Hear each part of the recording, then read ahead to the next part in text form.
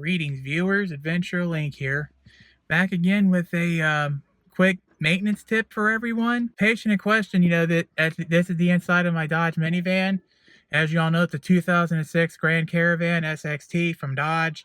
3.8 liter V6. You've seen it in other videos. If it's your birthday, if it was your birthday past, or you're going to have your birthday soon, want to start off by saying congratulations, happy birthday. Make it a good one. We're coming up on the Passover season, so if you celebrate Passover, I hope yours is a good one. Now, let's get started with the question. Whenever you run your AC and or the defrost, you might get a smell that smells like the cat box or moldy gym shocks or like a dirty, old, musty smell. And, your weapons of choice to try to get rid of it, are as many of those little black trees or blue trees or whatever as you can. A can or 3 of these, cans of Febreze, cans of air freshener, like what you put down in the cup holder here.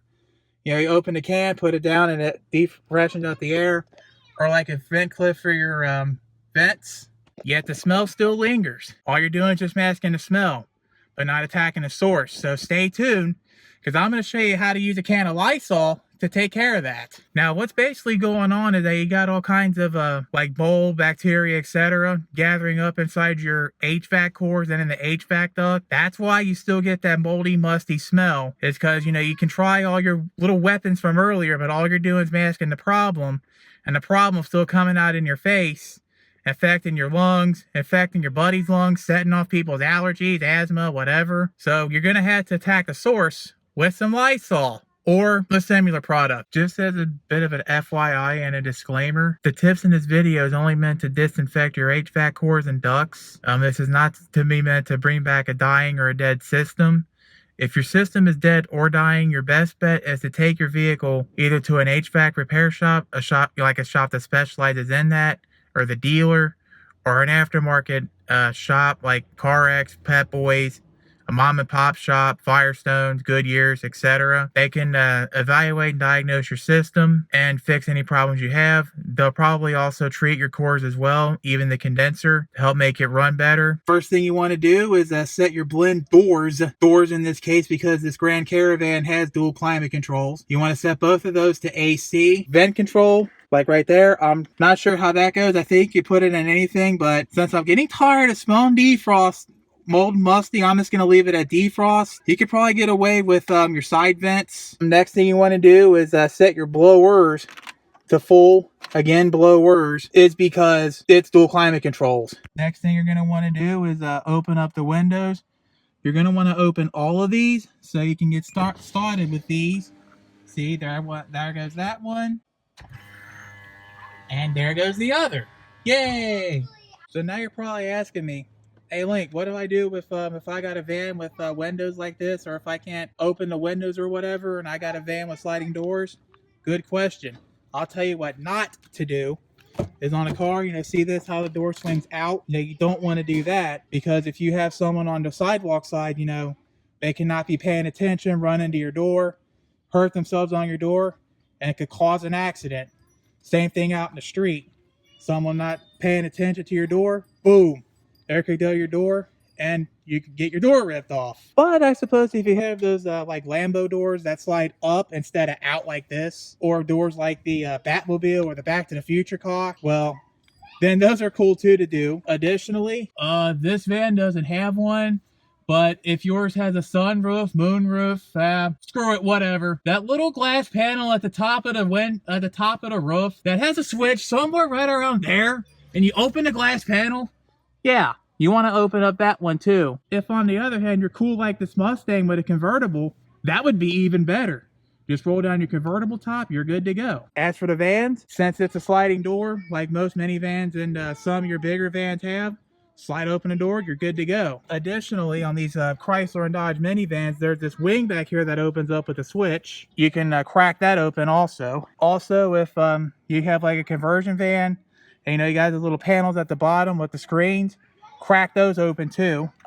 Same deal with here. You'll have a panel that you can manually crack open on the window. Crack those open too. Lastly, you got your hatch. For the super paranoid, if you do have a hatch, open it. You can do that. Just make sure you have a lot of liberal airflow going through. The reason why you want such liberal airflow is just as a very, very fair warning. Check this out. Precautionary statements: hazardous to humans and domestic animals. So you want as much of this Lysol to run through the system as possible, and you want as much as possible to get out so it doesn't linger in your vehicle. Now, with everything all ready to go here, windows and doors open. See, windows and doors open. Ladies and gentlemen, start your engines. Next thing you want to do, you want to turn the air conditioner on. Don't turn on the recirculation no matter what side you're on, because you'll need the fresh air to freshen in here. Next thing you want to do is you want to come out to your fresh air intake. Typically it's right around your somewhere in your windshield wiper cowl. You can tell, but if you feel all over, you can feel air getting sucked in. So this is where you want your Lysol to go. Shake the can up. You want to spray this liberally but evenly into your fresh air intake, meaning you don't want to focus on too much on the driver's side, but you don't want to focus too much on the passenger side either.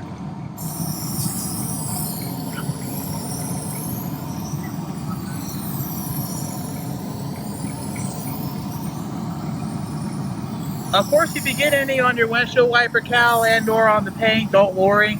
It shouldn't eat through it, but you can always take a rag or something and wipe it off. Keep on doing that. As a heads up, you want to use like half a can of this Lysol.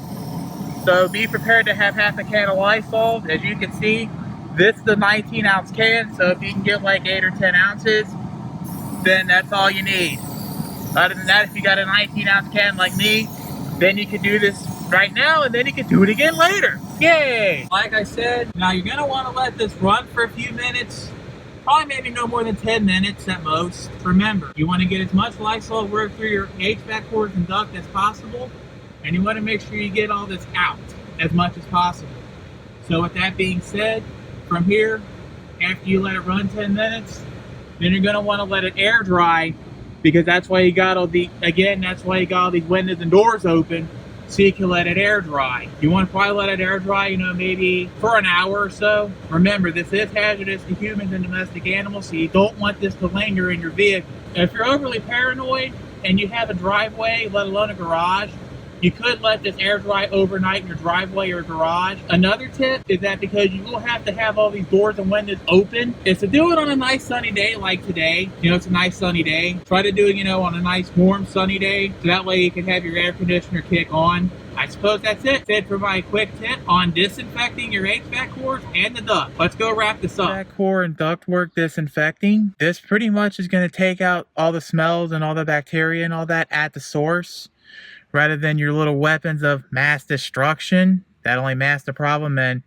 still makes it come into your face and doesn't do a darn thing for you. What it is that all the bacteria and stuff grow inside your ductwork and around the evaporator. In addition to bacteria, you get mold, mildew, fungi, pollen, dirt, debris, dust, etc. That also tends to collect up inside your HVAC cores and your duct. There's 3 strikes that makes this a perfect place for a perfect breeding ground for this kind of stuff. It's bad enough that these HVAC cores and ducts are buried within your dash, with very few exceptions, but did they need to make it worse with the ductwork most likely being a big piece of black plastic? And for strike 3, that's how evaporators work anyway, is that when it condenses the air, it makes water and then it drains out. That's why you have a drain out on your AC system, so that way the water will drain out. And of course, in the process of draining out, you get all the runoff, and also collects inside the ductwork too, making it dark and damp, which makes this a perfect place to breed mold, mildew, bacteria, fungi, etc. As for treatment frequencies,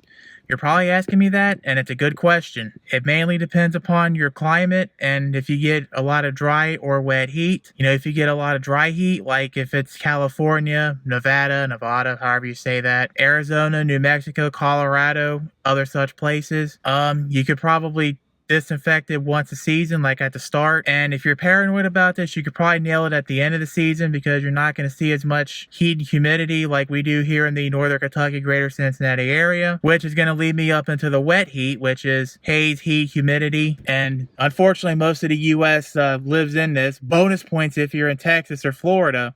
Those are the 2 worst places for it. So with that being said, for the greater Cincinnati, northern Kentucky area or similar, I would probably say once at the start, once at the end, then every 6 to 8 weeks in between. And of course, if you're in Texas or Florida, where like I said, you get the worst end of the stick here, you're probably better off just disinfecting once a month. And also making sure you have good water flow out of your HVAC drain helps too. That way the water doesn't back up. Or there's certain makes out there that has a treatment for your HVAC cores and ductwork. Unfortunately, there's only like several dealers out there. I've read GM and Chrysler mainly have these, and like 6 others. But not only is this treatment expensive, which is like $75 to $150, depending upon your manufacturer and labor times, but you know, the mold, mildew, fungi, bacteria, etc., it's just going to keep coming back and coming back with a vengeance anyway. So you're probably better off spending the $5 to $10 for a can of Lysol or similar in the long run. Whereas I don't know how long the dealer treatment lasts, but just trying to save you some money here, and this is an easy task, you know, no tools required, so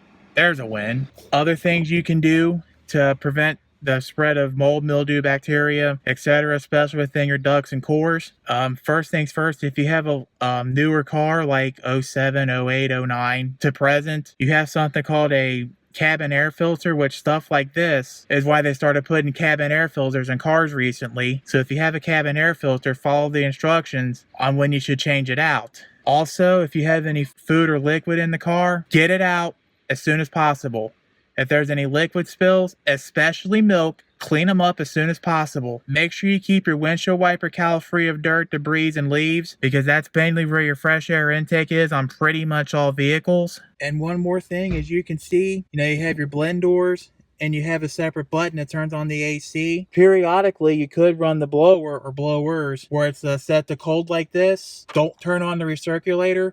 Don't turn on the air conditioner. Just let it run just like this for about 10 minutes. That'll also help dry out your evaporator and or anything surrounding it in your duct. So with that being said, I'm Adventure Link. Thank you for watching. Hope you got something out of this video. Hope you learned a little something. Hopefully you have a successful disinfectant and you too will have a nice linen or lemony scent in your vehicle instead of smelling it like gym socks or mold or a musty smell or whatever. And by the way, your lungs and any kind of lung ailment or allergy, they will thank you for this. Don't forget to share with your friends, give a like or subscribe. It's all in the video description. If you like it, and if you don't like it, well, just hit the dislike button, whatever. Any comments, questions, comments, concerns, prayers, well wishes, etc., put them in the comment section. And it's starting to get warm outside, so this would be a good time to start disinfecting your cores and ductwork, so that way you too can have a nice smelling air conditioner. Also, make sure you stay cool, stay in the shade, put on your sunscreen, eat right, stay active, stay healthy, stay hydrated. Don't let others push you around, and slow down for the inclement weather,